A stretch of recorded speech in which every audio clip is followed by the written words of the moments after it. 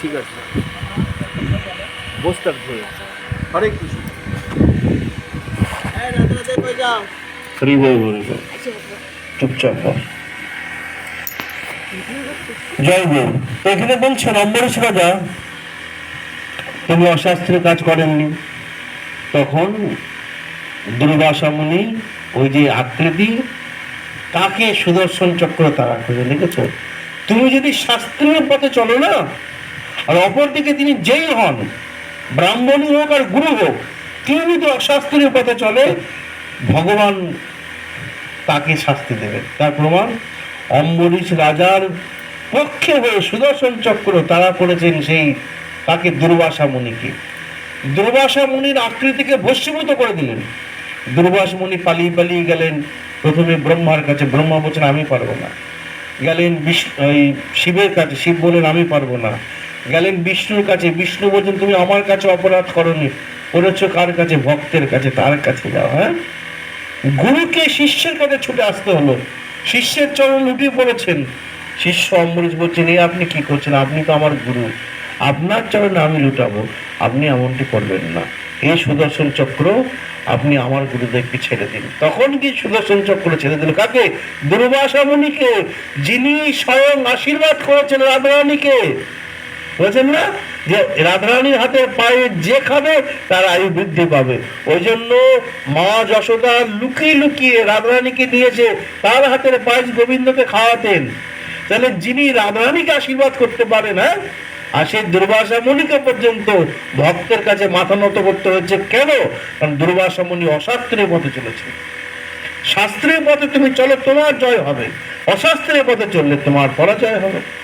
তো এইভাবে আমরা দেখলাম কি সুন্দর সব দিক বজায় থাকে কখন? যখন তুমি শাস্ত্রকে আশ্রয় করবে। আমার কথা বোঝা গেল? এই জন্য বললেন বিচার করিয়া মনে ভক্তির আস্বাদনে মধ্যস্থ ভাগবত পুরাণ। যখনই কেউ কোনো আচরণ খারাপ করবে, মাঝখানে শাস্ত্র থাকবে। শাস্ত্র বহির্ভূত কোনো কাজ করা যাবে না, এটা শাস্ত্রে পরিষ্কার বলে দিয়েছেন। শাস্ত্র বিধি মুৎসৃজ্য কামকারত। যিনি শাস্ত্র মেনে না চলবেন তিনি না ইহকালে সুখী হবেন না পরকালে সুখী হবেন। মনে থাকবে।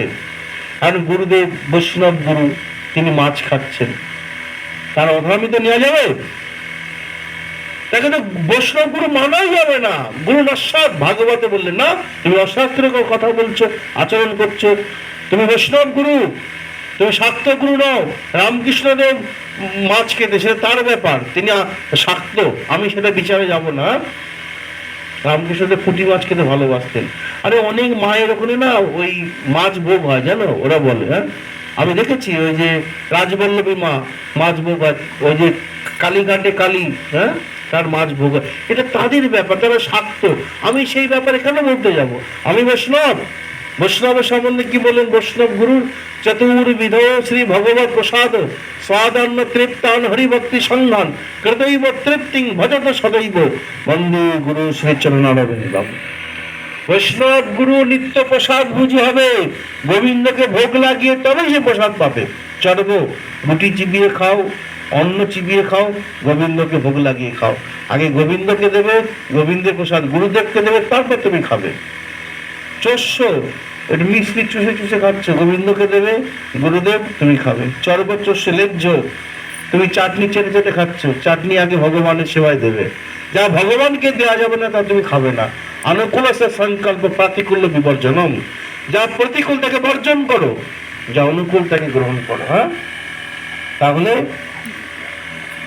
লেজ্জ পেয়ে দুধ পান করছো, হ্যাঁ, জল পান করছো, তাই তো, ভগবানকে দিয়ে তারপরে। ভগবানের প্রসাদ ছাড়া গুরুদেব খাবেন না। আর যে গুরুদেব ভগবানের প্রসাদ ছাড়া খাবেন, সেই গুরুদেব প্রসাদ খাওয়া যাবে না। কি করে হবে? তুমি ভগবানকে নিবেদন করেছো গুরুদেব, কথা তুমি কিছু না বলতে পারো, কিন্তু তোমাকে প্রসাদ কি করে হলো? প্রসাদ হলো কি করে? গুরুদেব মানে কি? ভগবানের প্রসাদ। গুরুদেব মানে কি? বলে ভগবানের প্রসাদ। গুরুদেব ভগবানের প্রসাদ ছাড়া খাবেনই না, তবে তিনি গুরুদেব। আর গুরুদেব যদি আমিষ বুঝি হয় তাহলে হবেই না, মানা যাবেই না। প্রণাম করো, গুরুদেব বলে নি আমার অধর্মিত হবে, হবে না। এগুলো মানতে হবে শাস্ত্র। এই জন্য সিদ্ধান্তের বাইরে কোনো কিছু করা যাবে না। হরিদাস ঠাকুর তিনি বসে রয়েছেন, এমন সময় মহাপ্রভু এসেছেন। হরিদাস, ও হরিদাস! হরিদাস ছুটে গিয়ে লুটিয়ে পড়লেন মহাপ্রভুর চরণে। বলো হরিদাস, কেমন আছে? প্রভু, যার প্রতি তোমার কৃপা থাকে সে কি ভালো না থেকে থাকতে পারে বলো? যার প্রতি গৌরব কৃপা হয় না সে সদাই ভালো থাকে প্রভু। জানো হরিদাস, আমি তোমাকে না দেখে থাকতে পারি না। হরিদাস ঠাকুর বলে, জানি তো প্রভু, তাই প্রত্যেক দিন আমি তোমার আশার অপেক্ষায় বসে থাকি কখন আমার গৌর আসবে। তাই তো আমি জগন্নাথ দেবকে দর্শন করতে যাই না, কারণ সচল জগন্নাথ নিজেই আসেন আমার ঘরে। সচল জগন্নাথ কে? মহাপ্রভু। হ্যাঁ, বাসুদেব ঘোষ কহে করি জোর হাত, যেই গৌর সেই কৃষ্ণ সেই জগন্নাথ।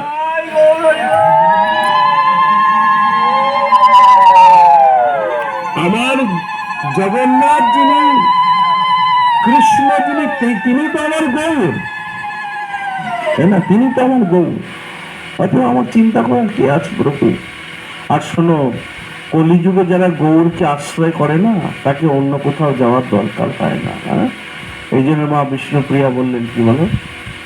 অজ গৌরাঙ্গ কহ গৌরাঙ্গ লহ গৌরাঙ্গের নাম রে, যে জন গৌরাঙ্গ ভজে সে হয় আমার প্রাণ রে। আর নিতাই যা কি বললেন বলো? অক্রধ পরমানন্দ নিত্যানন্দ রায়, অভিমান শূন্য নিতাই নগরে বেড়ায়, নিতাই যারে দেখে তারে কয় দন্তে তৃণ ধরি, আমারে কিনিয়া লহ বলো গৌর হরি। কলিযুগে যে আমার গৌর চরণকে আশ্রয় করে তাকে অন্য কোথাও যাওয়ার দরকার হয় না, কারণ গৌর পূর্ণ ভগবান। পূর্ণ ভগবান অবতরী যেই কালে, আর সব অবতার তাকে আসি মিলে। তো হরিদাস ঠাকুরের খুব আনন্দ। প্রভু এসেছ। মহাপ্রভু, হরিদাস বলো কি চাই তোমার? হ্যাঁ, যা চাইবে তাই দেবো। হরিদাস ঠাকুর বলছেন, প্রভু আমার একটা ইচ্ছা, একদিন না একদিন তো জগৎ সবাইকে ছাড়তে হবে, এটা তো সত্য। কে কিভাবে যাবে শোনো ভালো করে, একদিন না একদিন জগৎ সবাইকে ছাড়তে হবে। কে কিভাবে যাবে সেটা এখন থেকে নির্ণয় করতে হবে। কেন? দিনের বেলা যদি মুড়ো খাও, বিকাল বেলা কি বেগুনে ঢেকে উঠবে? মনের ঢেকুরে উঠবে। সারা জীবন তুমি উল্টো পাল্টা কথা বলবে, অমেদ্য কুমেদ্য খাবে, আর যাবার সময় হরিনাম করে উদ্ধার হবে, ওটি হবে না। জং জং বাপি স্মরণ প্রযত্তন্তি কলবরণ, তুমি যা যা চিন্তা করতে করতে মারা যাবে, পরবর্তী জন্ম তোমাকে সেই দেহ লাভ করতে হবে। রাজশ্রী ভরত হরিণ চিন্তা করতে করতে মারা গেল, পরবর্তী জন্মে হরিণ দেহ লাভ করেছিল, জানো? ভাগবতে আছে। সারা জীবন সংসার সংসার, বয়স 50 পার হলো, সংসারের প্রতি আর মায়া কাটলো না। সংসার করতে করতে তুমি মারা যাবে, কি হবে? পুনরূপে জননী জঠরে শয়নম। হ্যাঁ, আবার জন্মাবে, আবার তোমার মৃত্যু হবে, আবার জন্মাবে, আবার মৃত্যু হবে। এইভাবে জীবনটা কাটবে। কিন্তু গৌর বলে যে নবদ্বীপ ধামে ধামে ঘুরে বেড়ানো, হা কৃষ্ণ জয় রাধে বলে যে বৃন্দাবনে পথে পথে কাটানো, ওটা কি সবার পক্ষে সম্ভব হয়? আজও তো এখানে অনেকে আছে, সবাই কি বৃন্দাবনে যেতে পারছে? কবার গেছে? হ্যাঁ, একবারই, সারা জীবনে একবার, অনেক যেতে পারে না, আজ একবার যাচ্ছে, দ্বিতীয়বার যেতে পারছে না, তাই না? আবার অনেকে আছে কতবার যাচ্ছে, তাই না? ওই জন্য পরের জীবনটা কেমন হবে এখন থেকেই ভাবতে হবে। আর যাবার সময় তুমি কেমন ভাবে যাবে সেটাও এখন থেকে ভাবতে হবে। মানে কিরকম? একটা বিড়াল যখন ইঁদুর বাচ্চার ঘাড়ে ধরে, ইঁদুর বাচ্চা চিৎকার করে বাঁচাও বাঁচাও বাঁচাও, তাই না? আর সেই বিড়াল যখন বিড়ালের বাচ্চার ঘাড়ে ধরে, বিড়ালের বাচ্চা আনন্দে নাচতে নাচতে যায়, বলে কেন? আমার মা ধরেছে। চিন্তা কি, যেখানে নিয়ে যাবে সেখানে আনন্দ। আবার দেখো, একটা বাড়িতে একটা রমণী রয়েছে সেজে গুজে, হঠাৎ করে দরজা টোকা পড়লো, দরজা খুলে দেখে চারজন গুন্ডা তাকে টেনে টেনে নিয়ে যাচ্ছে, টানতে টানতে টানতে, হিঁচড়াতে হিঁচড়াতে। সে চিৎকার করছে, আমাকে বাঁচাও, আমাকে বাঁচাও, আমাকে বাঁচাও। কেউ বাঁচাতে আসলো না, তাকে নিয়ে চলে গেল। আর একজন পাশের ঘরে বসে রয়েছে সুন্দর সেজে গুজে। এমন সময় দরজা টোকা পড়লো, দরজা খুলে দেখছে স্বামী দেবতা দাঁড়িয়ে রয়েছে। তার কি আনন্দ বলো তো, হ্যাঁ? এসেছো, আমি তো তোমার জন্য সেজে গুজে বসে রয়েছি, কখন তুমি আসবে আর আমার হাতটা ধরে মেলায় ঘুরতে নিয়ে যাবে, তাই না? কি আনন্দ বলো তো। যেই স্বামী আসলো, স্বামীর হাত ধরে সে আনন্দে নাচতে নাচতে গেল, চিৎকার চেঁচামেচি করতে করতে গেল, আমাকে বাঁচাও, আমাকে বাঁচাও। কেন বলবো, আমি তো আমার স্বামীর হাত ধরে যাচ্ছি, বলো। তেমনি সারা জীবন ভজন করব না, ভগবানের প্রসাদ গ্রহণ করব না, ভগবানের পূজা করব না, আর যখন যাবার সময় হবে তখন যমদূত যখন দাঁড়াবে, বড় বড় চোখ করে দাঁড়াবে, তোমার চোখগুলো বড় বড় হয়ে যাবে, মলমূত্র ত্যাগ করবে, হয়তো অন্য কেউ শুনতে পাচ্ছে না, তুমি চিৎকার করছো, আমাকে বাঁচাও, আমাকে বাঁচাও, আমাকে বাঁচাও।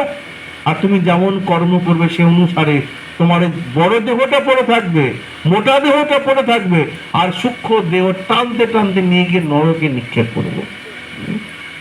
আর তুমি এখন থেকে যদি ভগবত ভজন করো, এখন থেকে যদি দাদুর সঙ্গে তিলক করো, এখন থেকে যদি নিত্য প্রসাদ বুঝি হও, যদি গোবিন্দের সেবা করো, গলায় মালা পরে অন্তিম কালে যাওয়ার সময় হবে, তোমার দাদুর সঙ্গে তিলক করিয়ে দেবে, হ্যাঁ, গলায় মালা থাকবে, ভগবানের নাম করবে, দেখবে তোমার জগৎস্বামী নিতাই গৌর দাঁড়িয়ে রয়েছেন তোমার সামনে। হ্যাঁ, যেই নিতাই গৌর দাঁড়িয়ে আছেন, তোমার চিন্তা কি, হে প্রভু আমাকে তো দেহ ছাড়তে হবে, আমার জীবন ধন্য, আমি স্থূল দেহ ত্যাগ করে নিতাই গৌরের চরণকে আশ্রয় করে হা গৌর হার নিতাই বলে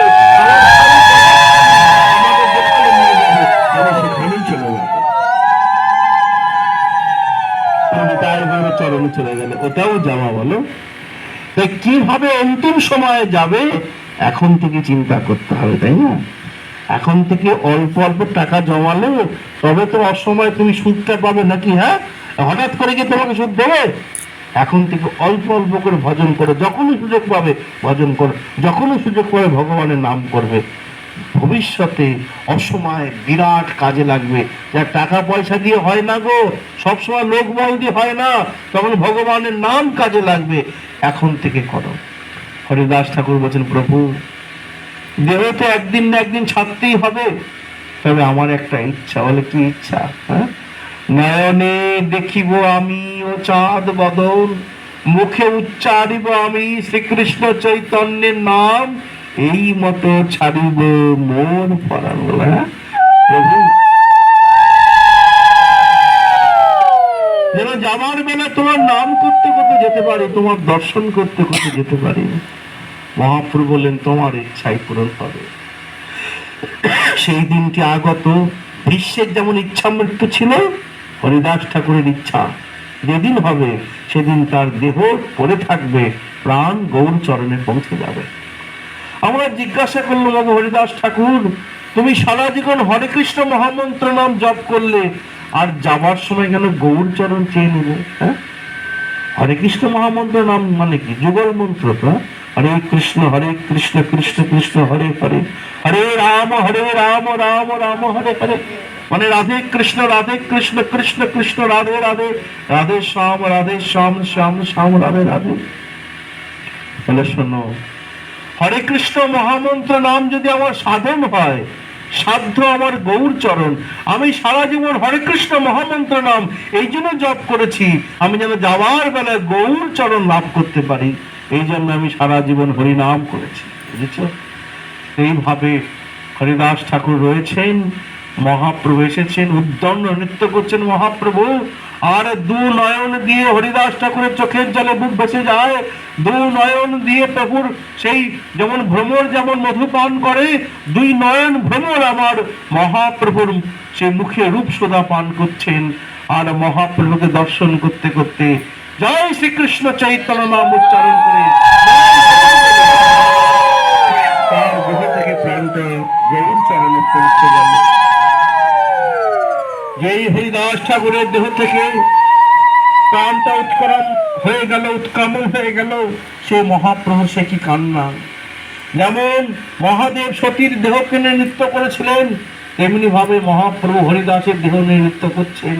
দেখো দেখো দেখো, আমার হরিদাস চলে গেল, যে হরিদাসকে ছাড়া আমি এক মুহূর্ত থাকতে পারতাম না, আমি যখনই পরিধান থাকতাম একবার না একবার আমি হরিদাসের কাছে আসতাম, আর ওই হরিদাসকে একবার না দেখে আমি থাকতে পারতাম না। আমার সেই প্রাণীর হরিদাস চলে গেল, আমার ছেড়ে বলো আমি কি নিয়ে থাকবো বলো? ওগো মক্কেশ্বর বলো, ওগো স্বরূপ রমনায় বলো, হ্যাঁ বলো স্বরূপ দামোদর বলো রমনায়, আমি কাকে নিয়ে থাকবো? সবার কথাতে হরিদাসকে নামানো হলো মহাপ্রভু কোল থেকে। হরিদাসকে বিমানের মধ্যে চাপিয়ে নিয়ে যাচ্ছেন, আর মহাপ্রভু সবার আগে হরিনাম করতে করতে যাচ্ছেন। গো সবাই মিলে হরিনাম করো, হরে কৃষ্ণ হরে কৃষ্ণ কৃষ্ণ কৃষ্ণ হরে হরে, হরে রাম হরে রাম রাম রাম। এইভাবে হরিবোল বলতে বলতে হরিনাম করতে করতে নিয়ে গেলেন। হরিদাস ঠাকুরকে সমুদ্রের মধ্যে স্নান করানো হলো। হরিদাসের পাদভক্তি ভক্তগণের হরিদাসের চরণামৃত সবাই পান করলেন। এরপর তাকে তো সমাধিস্থ করতে হবে, কারণ তিনি তো বৈরাগী সংসার ত্যাগী। তাই মাটি খনন করা হলো, বালি খনন করে তাকে শোয়ানো হলো। মহাপ্রভুকে বলছেন, প্রভু একটু হরিদাসকে তুমি প্রথম বালি দাও, তারপর সবাই দেবো। মহাপ্রভু বলছেন পারবো না। যে মুখে আমি নিত্য ওই হরিনাম শুনেছি বলো, সেই মুখে আমি কি করে বালি দেবো? হ্যাঁ, ওই হরি বলার মুখে আমি কি করে বালি দেবো? জানো, ওই হরিদাসের মুখে হরিনাম শুনতে আমার কত ভালো লাগতো। আমি যেখানেই থাকতাম বারবার ছুটে আসতাম শুধু হরিদাসের মুখে হরিনাম শোনার জন্য। আজ আমাকে কেউ ওইভাবে হরিনাম শোনাবে, কেউ ওইভাবে মধুমাখা হরিনাম শোনাবে, যার মুখে হরিনাম শ্রবণ করে আমার বক্ষ ভেসে যেত নয়ন জলে। কত কীট পতঙ্গ উদ্ধার হয়েছে হরিদাসের মুখে হরিনাম শ্রবণ করে। বলো তোমরা, কি আমাকে ওই হরিনাম শোনাবে? ভক্তগণ বলছেন, প্রভু এবার মুখে বালি দাও। না পারবো না, ওই হরিবলা বদলে আমি বালি দিতে পারবো না।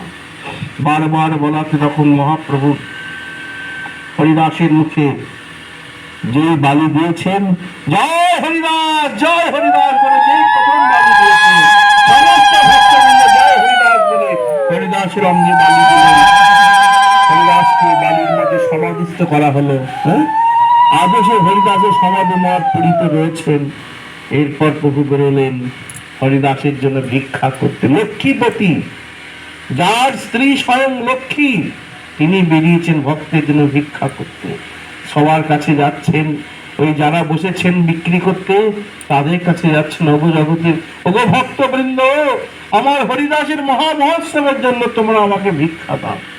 সবাই ভিক্ষা দিলেন, মানে যার যা ছিল সব ভরে ভরে দিচ্ছেন হরিদাসের জন্য, ভরে ভরে দিচ্ছেন।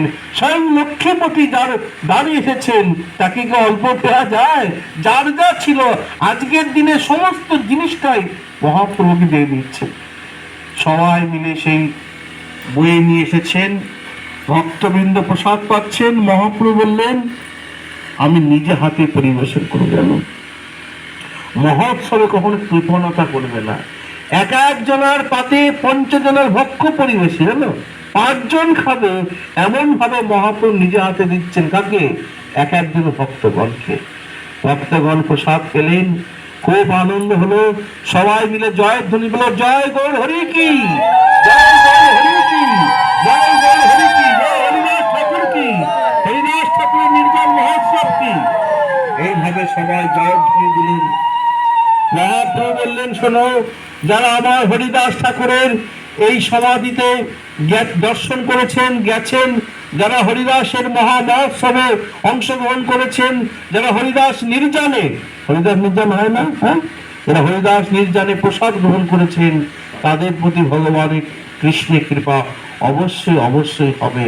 আর যারা হরিদাসের নির্জান কথা শ্রবণ করে, তারা কৃষ্ণ কৃপা থেকে কখনোই বঞ্চিত হবে না। অতএব যিনি আমাদের ছেড়ে চলে গেছেন এই বাড়ির, তার উদ্দেশ্যে তোমরা ভগবানকে ডাকবে, হরিনাম করবে, যেন তার ভগবানের চরণে স্থান হয়। হ্যাঁ, আর তোমরাও সকাল সন্ধ্যা ভগবানকে ডাকবে, জীবনটাকে আনন্দময় করে তুলবে। কলিযুগের ভগবান আমার মহাপ্রভু চৈতন্য চন্দ্র বিনন্দন ঈশ্বর, যে অধম বলে স্বেচ্ছার সচ্যতর, আমার গৌর হরিকে মানবে, নিত্য যাই পারে গৌর হরিকে পূজা করবে। বাচ্চা ছেলেগুলোকে গৌর হরিকে প্রণাম করা শেখাবে, নিজেরাও ভগবান গৌর হরিকে প্রণাম করবে। দেখবে তোমার জীবন সুখের হবে, ছেলে মেয়েরা শিক্ষিত হবে, অভাব অনটন থাকবে না, অশান্তি দূর হবে, আর জীবনটা সংসারটা আনন্দে ভরে যাবে। এখানে গ্রন্থে বিশ্রাম রাখি। নিতাই গৌর সীতা।